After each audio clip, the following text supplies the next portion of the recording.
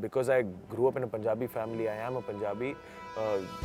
Sardar Udham Singh was not an alien name for me. It was, I had familiarity, a cultural familiarity with that name. It's a couple of hours away from the Jallianwala Bagh in Amritsar.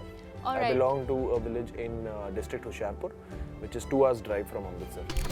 I think firstly for me the most beautiful part was when that I had to surrender to Sujit sir completely. I had to unlearn everything, empty my cup and let him fill that cup with his vision of Sardar Udham. Thank you. That was very kind of you, Vicky. But you know, just something which is.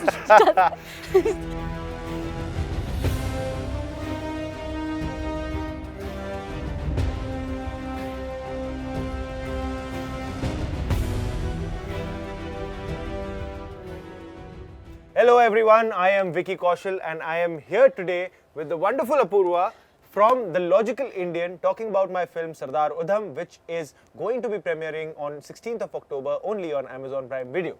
How are you, Apurva? I am good, Vicky. How are you? Thanks. Very, very good. Thanks so much for finding time to speak to me today. Vicky, there's hardly any inkling about Sardar Udham in textbooks in schools in India, and I believe not many people outside of Punjab is even aware of who he was. So before we get down to talk about the film, I'd like you to sort of like tell us a little bit about who he was. That's actually very, very true, Apurva, and that stays true for many such unsung heroes. If you see, British Raj was there for about 200 years. The first act of revolt was in 1856. It took us 90 years of fighting against the Britishers to get our independence. And in that fight of 90 years, there are many such unsung heroes who've actually sacrificed their lives for us to be living today in a free democratic country. Sardar Udham Singh was born in 1899 in a small village called Sunam in the Sangrur district of Punjab.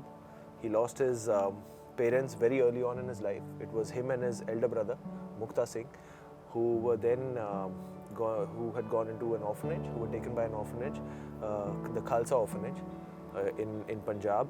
And in that orphanage, actually, he was named Udham Singh. Before that, his name was Sher Singh. Sher Singh was the name that was given to him by his parents. Right. But then Jallianwala Bagh happened in 1919, which moved him to no bounds, and it's because of that incident that had happened, Michael O'Dwyer, following which he was imprisoned for 3 months and then later hanged on 31st of July 1940. Right. So Vicky, can we say that Sardar Udham is almost like this metaphor of unity, of equality, of protest, if I may put it that way. So how accurate would it be to sort of ask you if you kind of drew his character on screen or fleshed out his character on screen, given that there is so little known about him, just by referring to his wisdom and his philosophies and values? So we had some archival pictures to fall back to when it was about getting the physical appearance right. There are some pictures on Google where, of course, there was this picture that was taken outside Caxton Hall after the shooting happened. Then there were some passport-size pictures where you see that him being in a full Sikh avatar, where he's wearing a turban with beard and mustache. Then there is a picture of him helping with the Langar Seva in a Gurdwara in London. So there are these very limited archival pictures of him. There's this one footage of him working as a background artist in a British film called The Elephant Boy. Yeah. So we had a little bit of information to get our physical appearance right for the film. Apart from that, to get his journey right, his emotional state of mind right, we really had to depend on, of course, imagination, and I as an actor had to fall back to the vision of Sujit Sarkar, the way he saw a revolutionary, the way he saw Sardar Udham Singh. And I have to tell you that I have met no other person who might have done so much research when it comes to Indian freedom movement, when it comes to Shahid Bhagat Singh, Sardar Udham Singh. This is actually the film he wanted to make 21 years back. He moved from Delhi to Bombay, and when he did that, he wanted to actually make this film. But at that time, there were so many films getting made on Shahid Bhagat Singh, and also at that time, he was limited with his resources, with his wisdom as a filmmaker. And I guess the time is right, when the time is right, and we are right now living in the time when we are bringing out the film. But it was definitely for me to get the emotional state of mind right. I had to fall back to the research and the vision of Sujit Da. Right. So correct me if I'm wrong, Vicky. Your hometown is just a couple of hours away from where Sardar Udham was born. No, it's a couple of hours away from the Jallianwala Bagh in Amritsar. All I right. belong to a village in district Hoshiarpur, which is 2 hours drive from Amritsar. So, in one of your interviews, I've heard that you grew up, listening to a lot of Yes. the stories of, Yes. of revolutions, of these revolutionaries, like, say, of Shahid Bhagat Singh, for example. How has, these childhood stories shaped you as a person today and also as an actor? See, for me, whenever I would read a statement in my history book based on Punjab, that Jallianwala Bagh में ये हुआ था, सरदार उधम सिंह जी ने ये किया, शहीद भगत सिंह जी ने ये किया. My next step would be to come back home and ask my parents, what happened? What happened? I read something in the books that this had happened in Punjab, and they would tell me stories about like Sardar Udham Singh. So, like you correctly mentioned, not many people outside Punjab know of this name also. But for me, because I grew up in a Punjabi family, I am a Punjabi. Sardar Udham Singh was not an alien name for me. I had familiarity, a cultural familiarity with that name. See, for me, it was very surreal to get this opportunity. It's like almost like your dadima telling you stories about a Raja and a Rani, and you grow up to get an opportunity to play that Raja. Yeah. It was that surreal for me because I've grown up listening to his stories, and then to get an opportunity.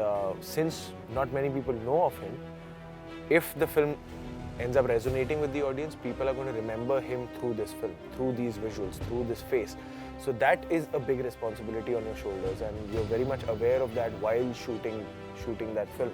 So that is there. But as a person, I think it always made me proud of the fact that okay, I come from a land where the protest against the British Raj, the fight against the British Raj, there were so many freedom fighters coming from that land. So it always kind of made me feel proud whenever there used to be a film coming out on Bhagat Singh or now Udham Singh. And there's been a film that has come out earlier also where Raj Babbar ji had acted as Udham Singh. So it used to make me feel कि यार ये कहीं मेरे घर की आसपास की कहानी है. Vicky, what is it about Sardar Udham that fascinates you the most? For me, it's his ideologies. When they spoke about freedom or equality, these are fairly simple words and words that you have grown up hearing about. But what it meant to them was far more bigger than what you kind of look at them as. They used to talk about freedom for each and every person in the world, not just in India. Right. They used to feel that each and every person in the world should feel equal and not oppressed, and that too not just in India. So that for me was a revelation. That for me was something that I never thought of like that. That you can be a world citizen. You don't have to be just a national citizen. Right. And these guys were living with those ideologies 100 years back, and they were trying to express that ideology through their protests across the world. Sardar Udham Singh was a globetrotter. He was in US as Frank Brazil. He was in Germany. He was in Spain, Italy, Russia, London. And he was in Africa, he had seen oppression of all kinds. And he saw that what's happening in India is not just in India, it's happening all across the globe. And when they spoke about freedom, when they spoke about equality, they were not just talking for Indians.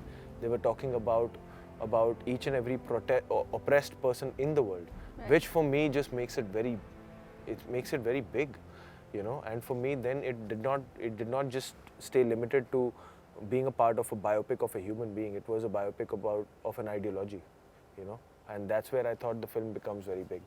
Right. So, against oppression and equality for all, surely. So, I want to end this, Vicky, by asking you, how was your overall experience, filming this and being in that atmosphere, and sort of like what were your, reflections and introspection shooting this film? I think firstly for me the most beautiful part was that I had to surrender to model to it, a protocol to it. So when you as an actor are thrown into that world, he firstly recreates that world in such a real form, be it the 1930s London or be it 1919 Amritsar, Punjab. when you come on set, you feel like you're in 1919, you feel like you're in 1930, and there half the work for the actor is done, because believing that world becomes easier, and then you just have to concentrate on the emotional graph of the character.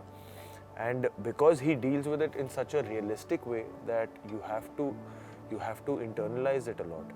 And there, I think, there lies the growth of an actor, where you know that you're going to be pushed to a corner where there is no other option but to internalize it. There's nothing on the surface. There's a lot of silences that you use, and when there are silences, you have to express through your eyes, your body, everything.